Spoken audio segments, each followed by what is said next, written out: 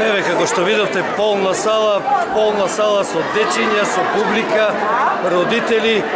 Значи, изведбата беше на едно големо ниво.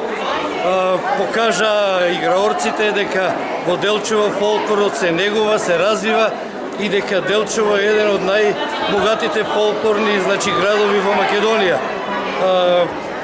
Благодарност и до кореографот Кристијан Трајановски, кој што ги спрема овие деца, кои што прекрасно се покажа оваа вечер, и се надевам дека ова ќе продолжи и понатаму и дека не само оваа великденска забава вечер, него ќе има уште многу такви каде што младите и талентирани фолклористи ќе можат да ги покажат своите знаења.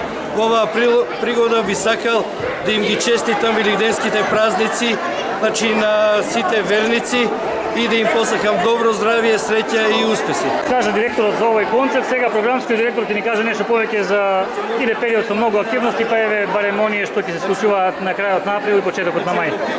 Па еве веќе кога оваа вечер имавме еден прекрасен концерт со фолклорната група во Царов и со културно-етничкото друштво Вера Јосич од Каменица, ќе најавам дека веќе и водителката Билјана Петровска најави дека еден од значајните настани ни е фолклорниот фестивал во Валона, Република Албанија. Значи гостуваме таму од 25 до 28 мај со највозрастната група.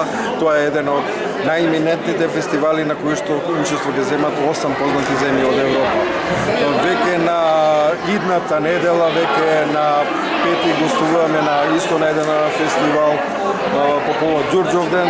Тоа е фестивал во Старо Нагориче на општина Карпош.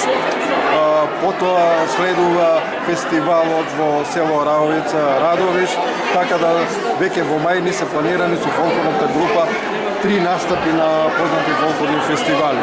Нормално, ако веќе зборуваме и за настаните што ќе следат во месец мај, тука е одбележувањето на годишнина од 148 години од Разбовечкото востание, кое што ќе се случи на 20 мај.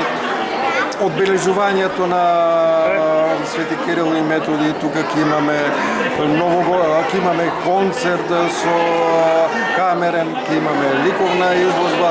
Значи, од прилика на кратко тоа се настаните што ќе следуваат во...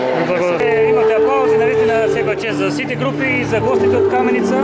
Ви благодарам многу. Најпрво сакам да се заблагодарам на културно-уметничкото друштво Вера Јосик од Македонска Каменица. Тие ни се долгогодишни соработници. Се надевам дека тоа така ќе продолжи во иднина. Исто така сакам да се заблагодарам и на публиката, на верната публика што секогаш е со нас и највеќе на овие прекрасни дечи.